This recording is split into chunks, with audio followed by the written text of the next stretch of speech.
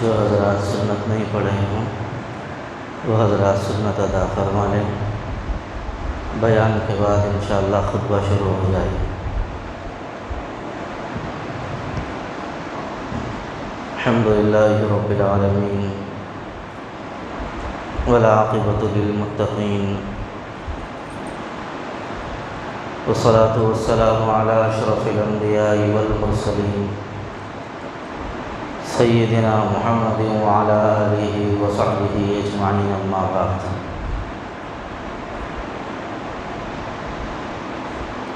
فاعوذ باللہ من الشیطان الرجیم، بسم اللہ الرحمن الرحیم۔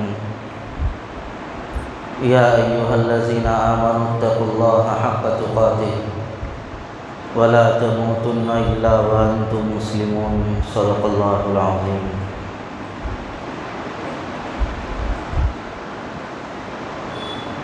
قابل قدر معزز بزرگوں، نوجوان دوستوں،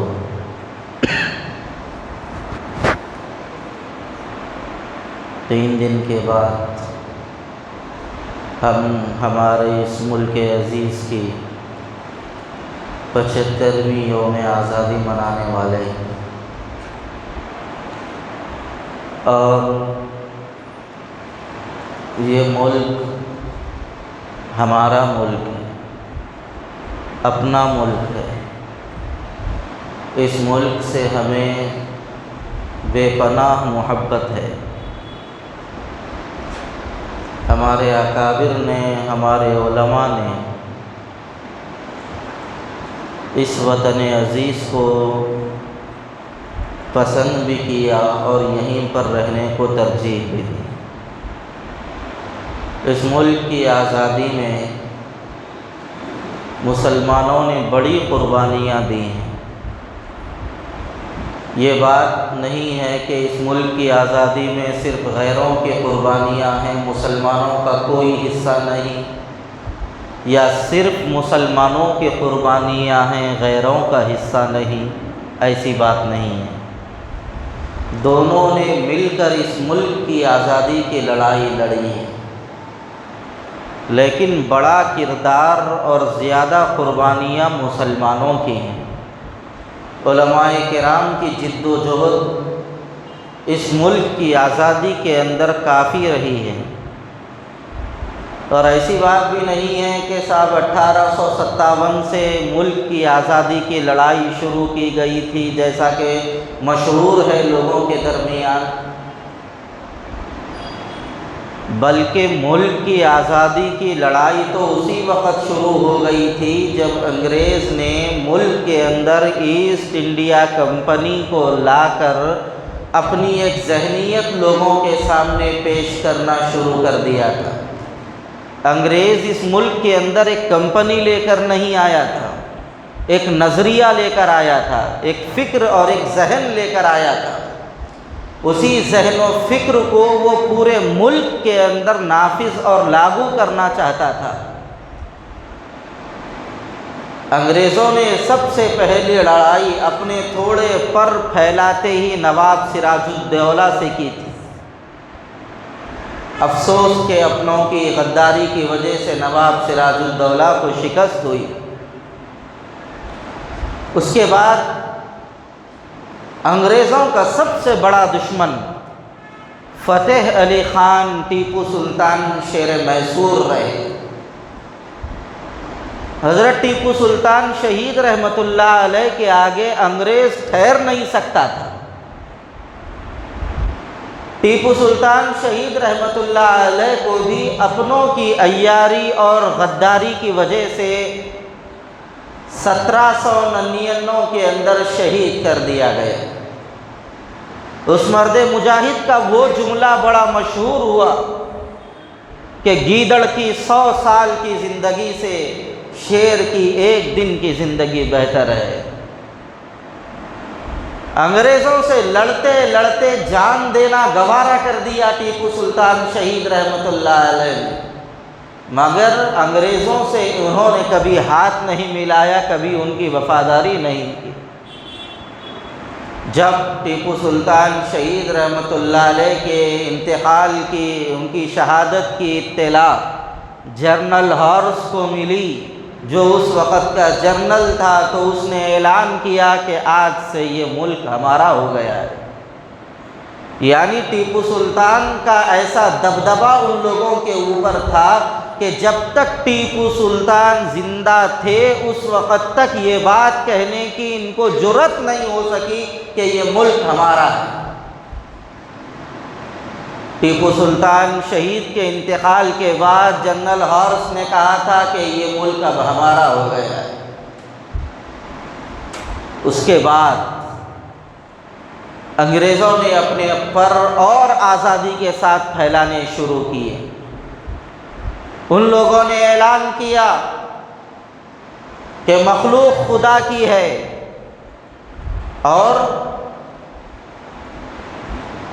رعایا بادشاہ کی ہے، لیکن حکم کمپنی کا چلے گا۔ اور ان لوگوں نے یہ دہلی کی جامع مسجد کے قریب یہ بھی اعلان کیا تھا، حکومت شاہ عالم از دہلی تا پالم، یعنی مغلوں اور بادشاہوں کا دور حکومت اب سمٹ کر رہ گیا ہے، انگریز اب اس ملک کے اوپر حکمرانی کریں گے۔ اور ان لوگوں نے اپنے پر پھیلانے شروع کیے۔ 1803 کے اندر علماء کرام نے ان لوگوں کے خلاف باضابطہ جہاد کا فتویٰ دیا۔ حضرت مولانا شاہ عبدالعزیز صاحب رحمۃ اللہ علیہ نے سب سے پہلے ان کے خلاف جہاد کا فتویٰ دیا۔ حضرت مولانا شاہ ولی اللہ صاحب محدث دہلوی رحمۃ اللہ علیہ نے ان کے خلاف بھی تحریک شروع کی۔ اس کے بعد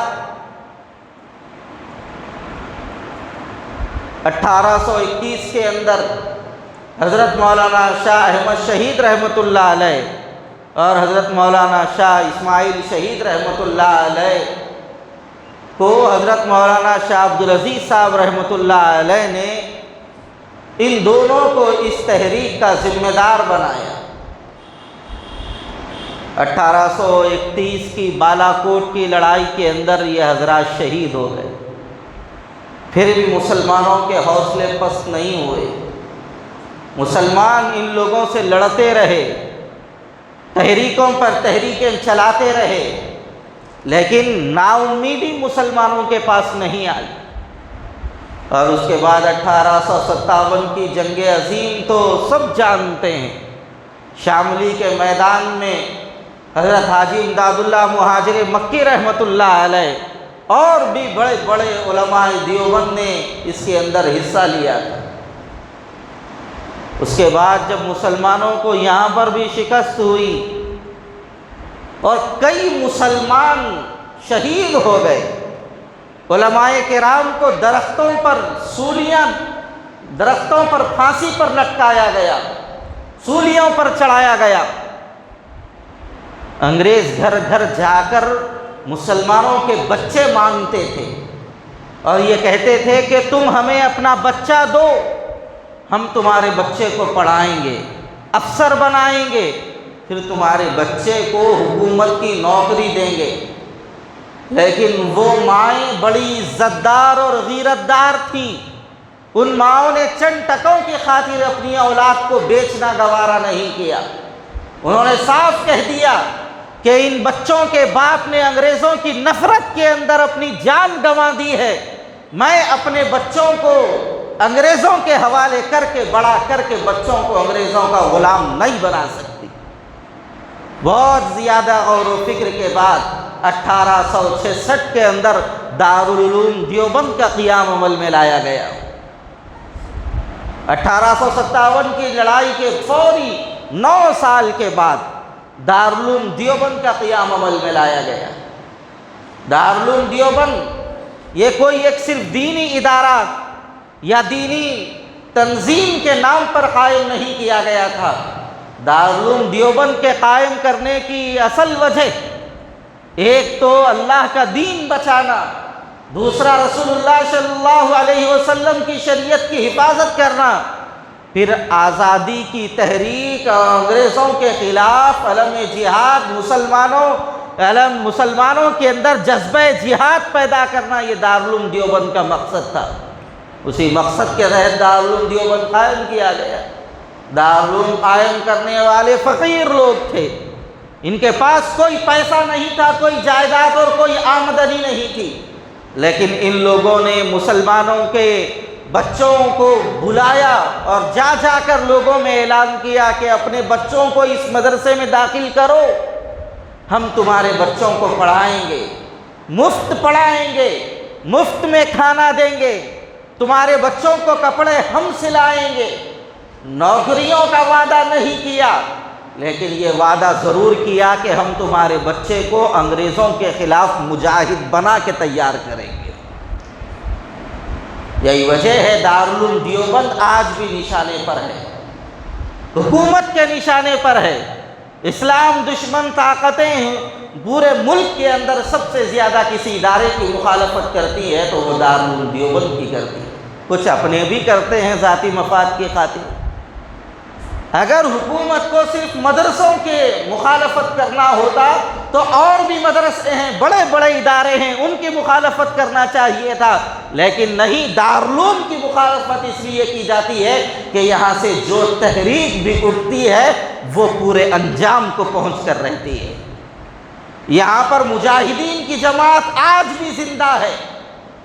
دارالعلوم دیوبند ادارہ قائم کیا گیا، ایک شاگرد اور ایک استاد سے ادارے کی بنیاد ڈالی گئی، پڑھنے والا بھی محمود، پڑھانے والا بھی محمود۔ پھر اس ادارے سے ایسے سپوت پیدا ہوئے جنہوں نے انگریزوں کے دانت کھٹے کر کے رکھ دیے۔ حضرت شیخ الہند مولانا محمود حسن دیوبندی رحمۃ اللہ علیہ دارالعلوم دیوبند کے پہلے شاگرد تھے۔ انہوں نے فتویٰ دیا کہ انگریزوں کی غلامی حرام ہے، انگریزوں کے خلاف جہاد فرض ہے۔ حضرت شیخ الہند رحمۃ اللہ علیہ جو دارالعلوم دیوبند کے پہلے سپوت تھے، پہلے شاگرد تھے، ان کو شریف مکہ سے تال میل کر کے قید کر لیا گیا اور مالٹا کی جیل کے اندر ڈال دیا گیا، جلا وطن کر دیا گیا۔ ان کے ساتھ ان کے کئی شاگردوں کو بھی ان کی جیل میں ڈال دیا گیا۔ یہ اللہ والے جیل میں رہ کر اللہ سے اپنا تعلق نہیں توڑے، جیل میں رہ کر بھی ان لوگوں نے اپنا اللہ سے تعلق باقی رکھا۔ تہجد کا وقت ہوتا تھا، وضو کے لیے پانی انتہائی ٹھنڈا برف کی طرح ہوتا، تو حضرت مولانا حسین احمد مدنی رحمۃ اللہ علیہ اس لوٹے کو رکھتے اور لوٹے کے اوپر الٹا لیٹ جاتے اور اپنے پیٹ کی گرمی سے پانی کی ٹھنڈک کو کم کر کے تہجد کے وقت اپنے استاد کو پیش کرتے تھے اور کہتے تھے کہ حضرت آپ اس سے وضو فرما لیجیے۔ ایسی ایسی قربانیاں ہمارے علماء کرام نے دی۔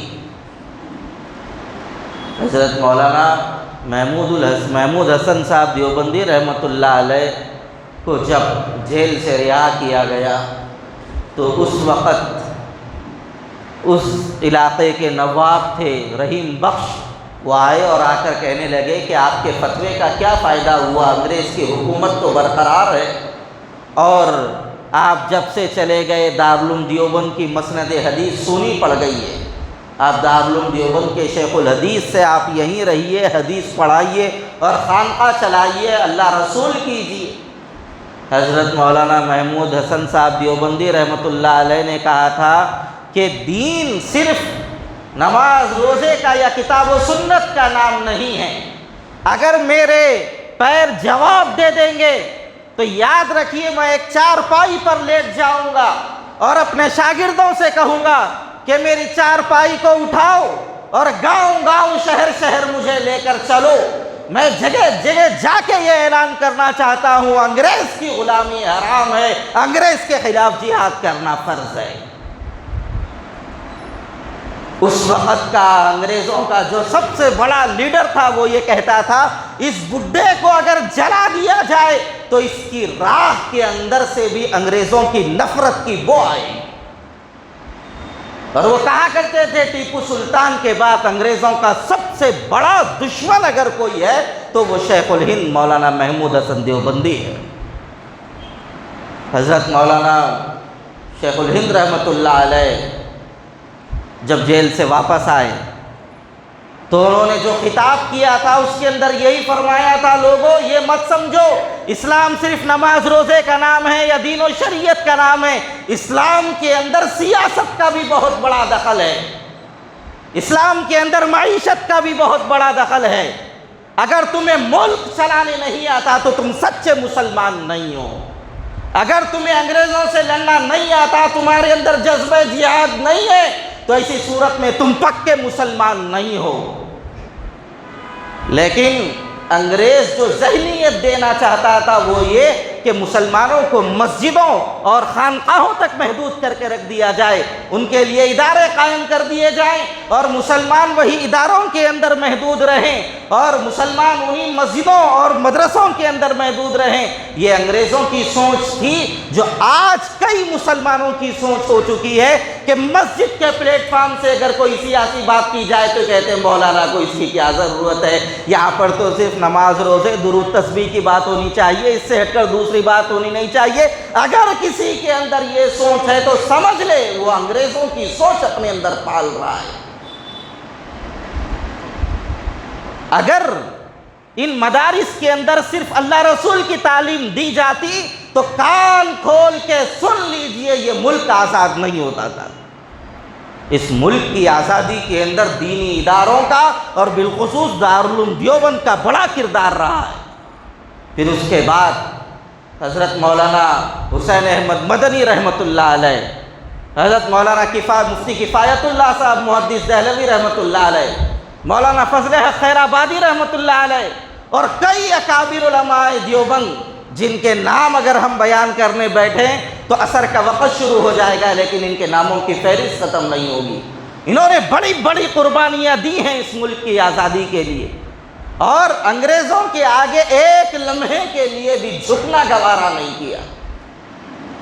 مولانا جعفر تھانیسری رحمۃ اللہ علیہ جیل میں تھے، ان کی بیٹی کی شادی کی اطلاع دی گئی کہ مولانا جب آپ جیل میں گئے تھے تو آپ کی بچی چھوٹی تھی، اب آپ کی بچی شادی کی عمر کو پہنچ چکی ہے، آپ کی بچی کی شادی ہے، آپ انگریز جیلر سے 2 دن کی چھٹی مانگ کر آ جائیے اور بیٹی کی شادی کر کے چلے جائیے۔ تو مولانا جعفر تھانیسری رحمۃ اللہ علیہ نے جیل ہی سے جواب لکھا خط کا، کہا لوگوں میری بچی کا نکاح تم پڑھا لو، یہ زندہ باپ کی یتیم بچی کا نکاح ہو رہا ہے، میری بچی بغیر باپ کے رخصت تو ہو سکتی ہے، یہ گوارا ہے، لیکن انگریز کے آگے چھٹی مانگنا اور انگریز کے آگے سر جھکانا یہ ہماری غیرت کو گوارا نہیں ہے۔ نہیں گئے، جیل میں رہے، کئی جنازے اٹھ گئے۔ انگریز چاہتا یہی تھا کہ مسلمان آئیں اور ان کے سامنے جھکیں، لیکن علماء دیوبند نے اور ہمارے اکابر مسلمانوں نے ساری کی ساری قربانیوں کو دینا گوارا کیا، لیکن ایک لمحے کے لیے بھی انگریز کے آگے جھکنا گوارا نہیں کیا۔ نہ اس کی سوچ کے آگے انہوں نے جھکنا گوارا کیا، نہ اس کی ذات اور اس کی فکر کے آگے جھکنا گوارا کیا۔ تب جا کر یہ ملک آزاد ہوا۔ ہم اس ملک کی 75ویں یوم آزادی منانے جا رہے ہیں۔ بظاہر ہمارے جسم تو آزاد ہیں، لیکن ہمارے ذہنوں کو غلام بنانے کی وہ پرانی پالیسی جو انگریز لے کر آیا تھا، موجودہ حکومت بھی وہی پالیسی لے کر آئی ہے کہ اگر کوئی بھی اس کے خلاف منہ کھولے تو اس کو جیل میں ڈال دیا جائے، اس کی زندگی کو مکمل طور پر مفلوج کر کے رکھ دیا جائے، ان کو زندہ جینے کا کوئی، آزادی کے ساتھ جینے کا کوئی حق نہ دیا جائے۔ وہی سوچ وہی فکر آج پلٹ کے آ رہی ہے۔ محسوس یہ ہوتا ہے کہ کہیں دوسری آزادی کی اور ایک ضرورت نہ پڑے، لیکن یاد رکھیے مسلمانوں کو مٹانے والے اور مسلمانوں پر ظلم کرنے والے آتے رہے، ایسے بڑے بڑے آئے۔ انگریز تو یہاں تک دعویٰ کرتے تھے کہ ہماری ریاست اتنی بڑی ہے کہ ہماری ریاست میں سورج تک غروب نہیں ہو سکتا ہے، لیکن اللہ تعالیٰ نے ایسوں کو بھی اس ملک سے فنا و برباد کر دیا۔ مسلمان اس وقت بھی تھا، مسلمان آج بھی ہے اور پوری عزت سے انشاءاللہ قیامت تک اس ملک کے اندر مسلمان رہے گا۔ مسلمانوں کو پست ہمت نہیں کیا جا سکتا۔ ہماری چند مسجدوں کو گرا کے یہ سمجھ لینا کہ ہمارے حوصلے پست ہو جائیں گے، ہرگز ہمارے حوصلے پست ہونے والے نہیں ہیں۔ تم ایک مسجد گراؤ گے، مسلمانوں کو اللہ ایسا جذبہ دے گا، وہ 100 مسجدوں کو اور دوبارہ تعمیر کریں گے۔ اللہ تبارک و تعالیٰ نے اسلام کی فطرت میں لچک رکھی ہے، جھکنا اسلام کی فطرت کے اندر ہے ہی نہیں، اور ہمیں گھبرانے کی یا خوف کھانے کی ضرورت اس لیے بھی نہیں ہے۔ ارے صاحب وہاں یہ ہو جا رہا، ارے صاحب یہاں ہو جا رہا، ارے صاحب وہاں ہو جا رہا، ارے صاحب یہاں ایسا ہو جا رہا، وہاں ایسا ہو جا رہا، امریکہ یہ کر دے رہا، انہیں یہ کر دے رہا۔ یہ سب باتیں اپنے ذہنوں سے نکال دیجئے، اور ان باتوں کے ذریعے خوف کھانے کی اور بے ہمت ہونے کی کوئی ضرورت نہیں ہے۔ پہلے امریکہ جتنی اپنی جو فوج دوسرے ممالک پر لگا رہا تھا، اب اس سے زیادہ اس کو فوج بھیجنے کی ضرورت اس لیے پڑ رہی ہے کہ اب وہ بھی دیکھ چکا ہے کہ مسلمان جہاں جا رہے ہیں وہاں پر اپنی قوت اور اپنی سلطنت کا ملکہ اور اپنی سلطنت کا غلبہ جما رہے ہیں۔ ملکوں کو تباہ کر دیا تھا، آج کیا ہوا؟ الحمدللہ وہ پورا کا پورا ملک اسلامی ملک بن چکا ہے، اور اسلامی شریعت وہاں پر نافذ ہو چکی ہے۔ جن ملکوں کو خاک میں ملانے کا یہ خواب دیکھ رہے تھے، اللہ تعالیٰ نے ان کے خوابوں کو چکنا چور کر کے رکھ دیا ہے۔ اس دھرتی سے مسلمان مٹ نہیں سکتا، جب ہی مسلمان ختم ہوگا جب قیامت آئے گی۔ اس دھرتی سے مسلمان ختم ہوگا تو سمجھ لینا چاہیے یہ زمین لٹنے والی ہے، اس سے پہلے اس زمین سے مسلمان کو کوئی فنا و برباد نہیں کر سکتا۔ اور ہم بھی کچھ کم غلطیاں نہیں کرتے، مسلمان بھی نادانی میں بہت بڑی بڑی غلطیاں کرتے ہیں۔ سب سے بڑی غلطی جو مسلمانوں نے اس ملک کے اندر کی ہے وہ اپنی شناخت خود مٹانے کی غلطی ہے، اپنی حیثیت خود مٹانے کی غلطی، یہ مسلمانوں کی سب سے بڑی غلطی ہے۔ ہماری داڑھیاں کوئی غیر نہیں کاٹ رہا ہے، ہماری داڑھیاں پیسے دے کے ہم داڑھیاں کاٹ کے اپنی شناخت خود مٹا رہے ہیں۔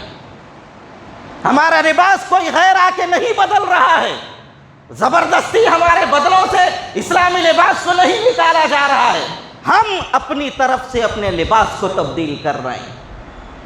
ہمارے سروں سے ٹوپی اتارنے والا کوئی غیر نہیں ہے، کوئی ہمارے کاندھوں پر بندوق نہیں رکھ رہا، چھری نہیں رکھ رہا، ٹوپی پہنے گا تو تیری گردن اڑا دی جائے گی۔ یہ سوچ و فکر اور یہ تبدیلی خود ہم نے اپنے ہاتھوں سے یہاں پر لائی ہے۔ ہم نے اپنی حیثیت کو مٹانے کی غلطی خود ہم نے کی ہے، یہ غیروں نے نہیں کی۔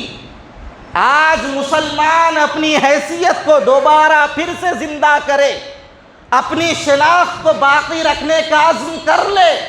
مر جاؤں گا پیارے رسول کی سنت کے اوپر ہاتھ نہیں لگاؤں گا، اسی داڑھی کے ساتھ زندہ رہوں گا اگر زندہ رہوں گا، اسی ٹوپی کے ساتھ زندہ رہوں گا اگر اس ملک کے اندر مجھے زندہ رہنا ہے، یہی اسلامی لباس اختیار کروں گا اور مجھے اس ملک کے اندر زندہ رہنا ہے۔ تو یاد رکھ لیجئے کسی ماں نے ایسے بچے کو جنم نہیں دیا مسلمان اپنی حیثیت پر باقی رہے تو اس کے اوپر انگلی اٹھا سکے۔ لیکن افسوس یہ ہے کہ ہم نے ہماری حیثیت کو مٹا دیا ہے۔ جو قوم اپنے رسول کو منہ دکھانے کے قابل نہیں، وہ دنیا کے سامنے کیا عزت اپنی بنا سکتی ہے؟ جو مسلمان اپنا پائجامہ اپنا پینٹ ٹخنوں سے اوپر نہیں اٹھا سکتے، یہ مسلمان میدان جنگ میں ہتھیار کیا اٹھائیں؟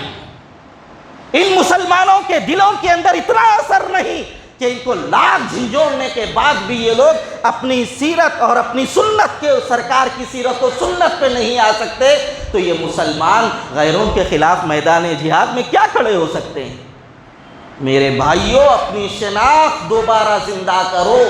اگر ہم اپنی شناخت کے ساتھ اس ملک کے اندر رہیں گے تو انشاءاللہ کوئی نہ ہماری ذات پر انگلی اٹھا سکے گا، نہ ہماری بات پر انگلی اٹھا سکے گا۔ کسی کے اندر اتنی ہمت نہیں ہوگی کہ وہ اللہ کے گھروں کو شہید کر سکے۔ مسجدوں میں تو نماز پڑھتے نہیں، مسجدیں ٹوٹنے کے بعد جا کے ہنگامہ مچاتے ہیں، ویڈیو بنا لیتے ہیں۔ کیا فائدہ ہو رہا والا ہے اس سے؟ جتنی مسجدیں ہیں اتنی مسجدوں کو پہلے آباد تو ہم کر لیں۔ افسوس کے ساتھ یہ بات کہنی پڑتی ہے کہ آج مسلمانوں کو خود اپنی حیثیت سے نفرت ہے۔ مسلمان خود نہیں چاہتا کہ میرے چہرے پہ داڑھی رہے۔ سن کر تو افسوس یہ ہوا، بعض ماں باپ اپنی اولاد کو کہتے ہیں داڑھی کہیں کو رکھ رہا میاں کاٹ لے، لوگ ہم بچے نہیں دیتے۔ ہماری حیثیت کو دوبارہ پھر سے ہمیں زندہ کرنے کی ضرورت ہے۔ اگر ہم اس ملک کے اندر مکمل طور پر پورے اختیارات اور پوری شان و شوکت کے ساتھ زندہ رہنا چاہتے ہیں تو ہماری حیثیت کو دوبارہ پھر سے زندہ کرنے کی ضرورت ہے۔ شمالی ہندوستان کے اندر ایک مرتبہ ہندو مسلم فساد ہو گیا، اطراف کے کئی دیہاتوں سے غیروں نے مسلمانوں کو مارنے کے لیے لوگ بلا لیے، کئی لوگ جمع ہو گئے۔ ان لوگوں کا پلان ہو گئے کہ فلاں دن جا کر مسلمانوں کو گھروں سے نکال کر ہمیں مارنا ہے۔ اسی دوران اللہ تعالیٰ علماء کرام کو بہت بڑی عقل دیتا ہے۔ یہ لوگاں بے وقوف ہیں جو علماء کو بے وقوف سمجھتے ہیں۔ یہ لوگوں کی، دنیا داروں کی کتنی عقل ہے، صرف اتنا 2 روپے 4 روپے 8 روپے 10 روپے 2 لاکھ 4 لاکھ 5 لاکھ، اتنی عقل ہے ان کی، اس سے بڑھ کے عقل نہیں رہتی۔ مقدر کس طرح بدلے جاتے ہیں، اللہ تبارک و تعالیٰ کو کیسے راضی کیا جاتا ہے، حالات کو کیسے پلٹا جاتا ہے، اللہ تعالیٰ یہ سوچ و فکر بوریے پر بیٹھنے والے علماء کو نصیب کرتا ہے۔ بہت دندنا رہے تھے وہ لوگ، اور مسلمان مکمل طور پہ گھبرائے ہوئے تھے اس گاؤں کے اندر، کل ہمارا کیا ہوگا، کل ہمارا کیا ہوگا، کل ہمارا کیا ہوگا۔ راتوں رات ایک عالم دین دہلی آئے اور آ کر وہاں سے انہوں نے خوب ٹوپیاں خریدیں اور راتوں رات لے جا کر مسلمانوں کے ہر گھر کے اندر ٹوپیاں دیں، اور یہ کہا کہ کل صبح گھر کے باہر نکلو تو ٹوپی پہن کر نکلو، بغیر ٹوپی کے مت نکلو۔